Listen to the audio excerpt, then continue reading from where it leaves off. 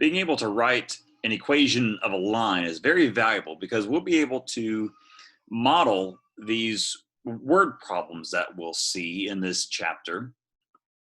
And to be able to write the equation of a line, we need two things. We need a point that the line passes through, and we need to know the slope of this line. If we have these two things, then we will be able to write the equation of a line. And we can write the equation of this line using what we call the point slope form, because we have a point and a slope. A clever name, right? All right, so this point slope form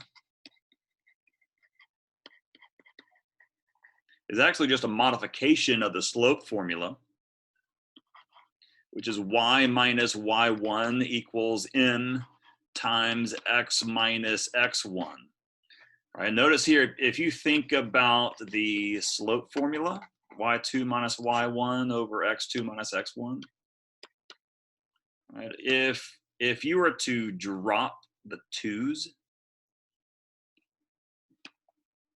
and if you were to multiply both sides by this x minus x1, you would get exactly this point slope form. All right, so this point slope form is something that we're already familiar with. We're just modifying the slope formula to get this.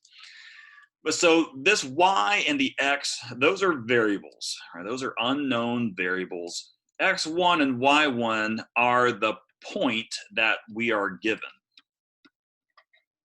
in the problem. And of course, m is the slope. And so we can immediately model any type of word problem, any application that we have, as long as we have information that would provide us a point and the slope of the line, or the rate of increase or decrease. For this example, find the equation of a line that passes through the point 2, 4 with slope m equal -1. So we can find the equation of the line because we're given a point, 2, 4, and we're given a slope, which is -1. And we take this information and we plug it into the point slope form, to where in this case, right, 2 would be the x1, 4 would be the y1. Right, so we're just simply sticking those into the equation that we have. So we have y minus 4 equals m, -1, times x minus x1, which is 2. Okay, and that is an equation. Now we typically write our equation in a simplified form, either what's referred to as the general form or the slope-intercept form. Now let me show you the general form first. We'll do this in either form, either general form or slope-intercept form. You want to distribute this slope, distribute this -1. So let's multiply everything by this -1 on the right-hand side. So that would be a -1x, and -1 times -2 is a +2. Now in general form, you're moving everything to one side. In other words, you're solving the equation for 0. Okay, you want to move everything to the left-hand side.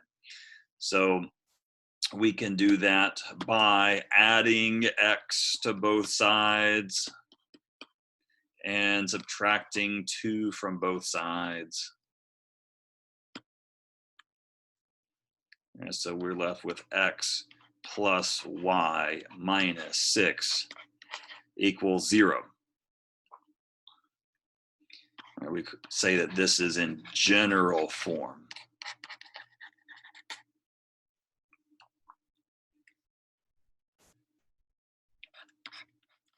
The general formula for this is this ax plus by plus c equals 0. This just means get everything on one side by itself.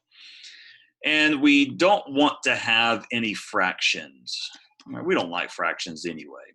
So in this general form, you want to avoid fractions. So if you have any fractions, you can multiply everything by the denominator, and that will get rid of the fractions. That makes it nice. Okay.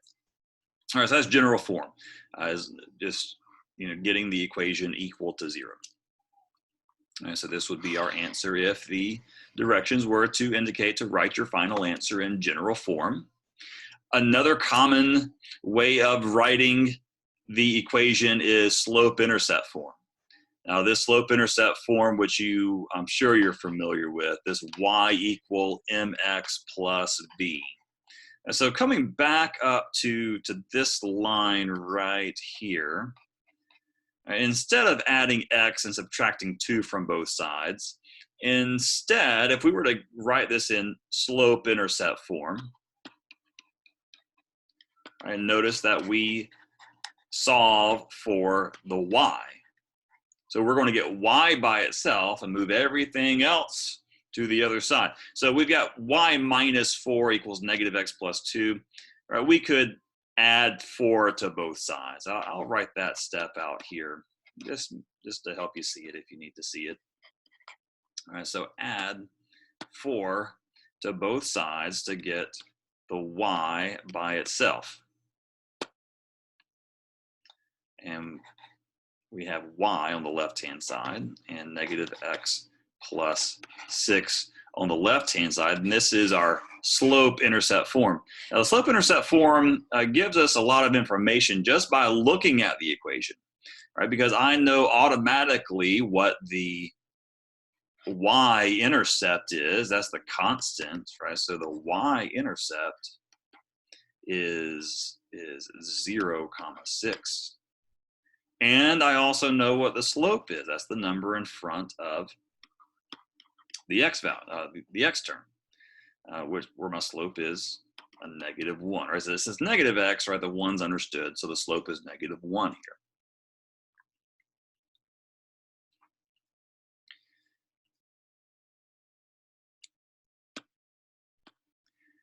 The slope-intercept form is by far the more common way of writing the answer because of the valuable information that we have.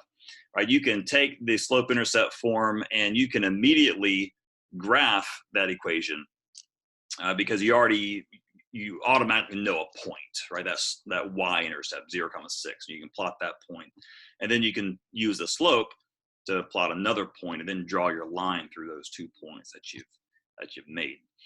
With a general form, you have to do a little bit more work to graph that. So the slope-intercept form is by far the more common way that you're going to be writing these equations and seeing these equations.